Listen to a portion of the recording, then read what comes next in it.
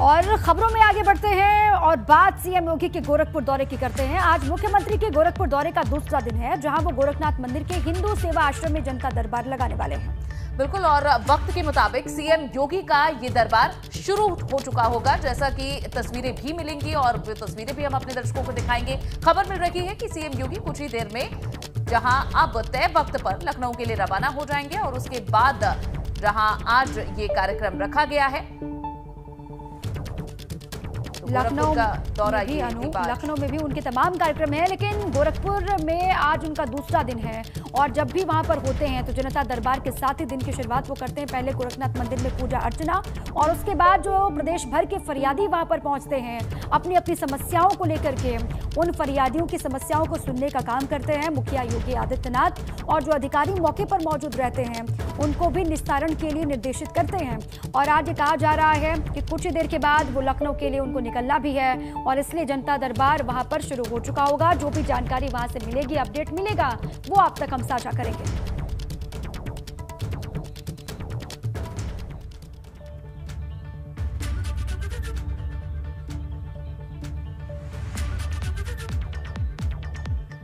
और हर बड़ी खबर का विश्लेषण अब हम आपको बता रहे हैं, लेकिन हमारा वादा है कि कोई खबर छूटेगी नहीं। अब फटाफट अंदाज में देखते हैं पूर्वांचल की खास खबरें।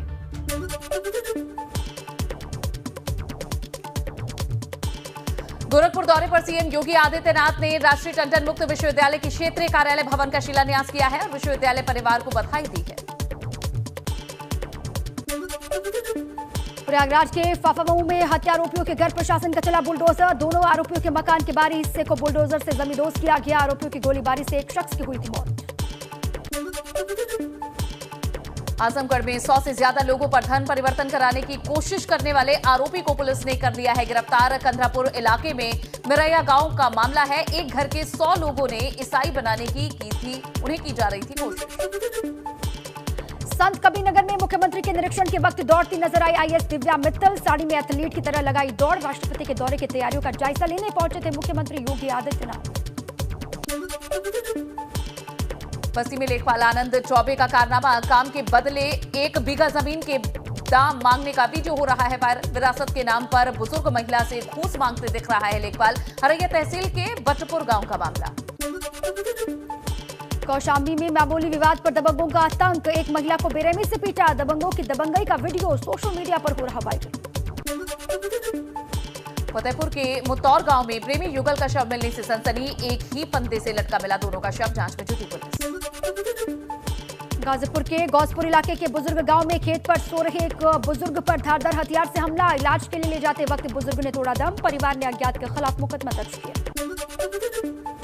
गोरखपुर में से पहले ही सीएम योगी आदित्यनाथ का संत कबीर नगर का दौरा है। कबीर नगर के दौरे के परिनिर्वाण स्थल भी पहुंचे सीएम योगी आदित्यनाथ। राष्ट्रपति दौरे की तैयारियों का जायजा भी लिया। संत कबीर की समाधि पर माथा टेक कर तैयारियों का जायजा लिया। मिर्जापुर के लहुरिया दह गांव में आजादी के बाद से नहीं हो पाई पानी की व्यवस्था। पहाड़ के झरने से पानी भरने के लिए मजबूर हैं गांव वाले। 2 किलोमीटर जाना पड़ता है। अधिकारियों का दावा है कि पाइप पेयजल योजना का कार्य तेजी से जारी है। जल्द सभी गांवों को मिलेगा पानी। सोनभद्र में एक शादी के रिसेप्शन में अनूठी तस्वीर सामने आई है। यहां दुल्हन ने शादी में आई मेहमानों को लगभग 300 कलमी आम के पौधे गिफ्ट किए हैं। इस पहल की काफी सराहना हो रही है।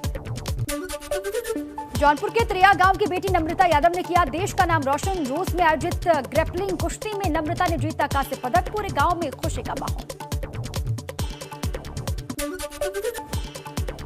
अब चलिए आगे बढ़ते हैं और बात समाजवादी पार्टी की। समाजवादी पार्टी के बाद भाजपा ने भी राज्यसभा चुनाव को लेकर अपने पत्ते खोल दिए हैं। देखिए, क्योंकि नामांकन खत्म होने से एक दिन पहले भाजपा ने 6 उम्मीदवारों के नाम का ऐलान कर दिया। बिल्कुल, और इस लिस्ट में पहला नाम अब सीएम योगी के लिए गोरखपुर शहर की सीट छोड़ने वाले राधा मोहन अग्रवाल का है और दूसरा नाम इसमें भाजपा के पूर्व प्रदेश अध्यक्ष और ज्वाइनिंग कमेटी के अध्यक्ष लक्ष्मीकांत वाजपेयी का शामिल है।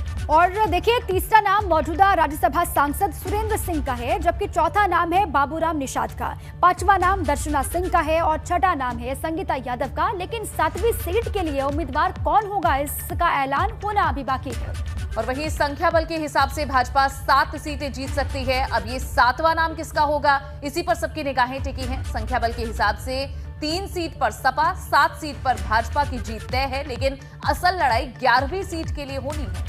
बिल्कुल, और जिसके लिए सपा और भाजपा दोनों के पास ही 14-14 वोट बचेंगे। मतलब जीत के लिए जरूरी संख्या बल दोनों में से किसी के भी पास नहीं है। अब ये 11वीं सीट किसके खाते में जाएगी, ये बड़ा सवाल है, क्योंकि 11वीं के सीट को लेकर ही जंग अब दिखाई देगी सपा और भाजपा के बीच में। बीजेपी ने आज राज्यसभा चुनाव के लिए अपने उम्मीदवारों की लिस्ट घोषित कर दी। कुल 6 नामों को बीजेपी ने घोषित किया है। पार्टी के पूर्व प्रदेश अध्यक्ष लक्ष्मीकांत वाजपेयी का इसमें नाम है। गोरखपुर से पहले विधायक रहे राधा मोहन दास अग्रवाल का नाम है। इसके अलावा हमीरपुर से आने वाले पार्टी के नेता बाबूराम निषाद का नाम है। सुरेंद्र नागर को पार्टी फिर से रिपीट कर रही है।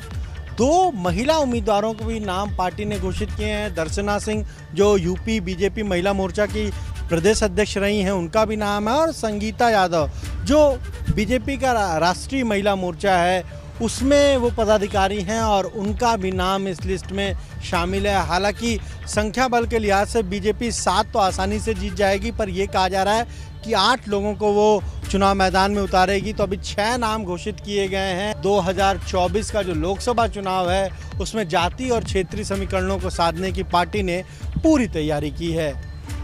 कैमरा से प्रमोद के साथ अनुभव शुक्ला, AP गंगा, लखनऊ। वहीं राज्यसभा चुनाव को लेकर यूपी में ये फाइट सिर्फ भाजपा और सपा के बीच है। हालांकि फिर भी कांग्रेस ने उत्तर प्रदेश में संगठन मजबूत करने के लिए बड़ा दांव चल दिया है। बिल्कुल, और कांग्रेस ने यूपी के 2 ब्राह्मण और एक मुस्लिम नेता को दूसरे राज्यों से राज्यसभा भेजने की तैयारी कर ली है, जिन पर पार्टी ने मिशन 2024 के तहत भरोसा किया है। और एक तरफ जहां प्रमोद तिवारी को राजस्थान से प्रत्याशी बनाया गया है, तो वहीं राजीव शुक्ला को छत्तीसगढ़ और इमरान प्रतापगढ़ी को महाराष्ट्र से यहां उन्होंने बनाया है अपना प्रत्याशी। बता दें कि प्रमोद तिवारी, राजीव शुक्ला और इमरान प्रतापगढ़ी के नाम इस सूची में शामिल हैं। और देखिए, बेशक उत्तर प्रदेश में कांग्रेस ने फतेह हासिल नहीं की है, लेकिन अब कहीं ना कहीं 2024 चुनाव को देखते हुए संगठन मजबूत करने के लिए ये बड़ा कदम माना जा रहा है। आपको ये भी जानकारी हम दें कि कांग्रेस शासित राज्यों से पार्टी इन तीनों ही नेताओं को राज्यसभा भेजने जा रही है। और इसमें प्रमोद तिवारी को राजस्थान, राजीव शुक्ला को छत्तीसगढ़ और इमरान प्रतापगढ़ी को महाराष्ट्र से उम्मीदवार बनाया गया है, जो कि आगे के लिए बड़ी रणनीति कांग्रेस की मानी जा रही है। तो ये 3 नाम महत्वपूर्ण हैं।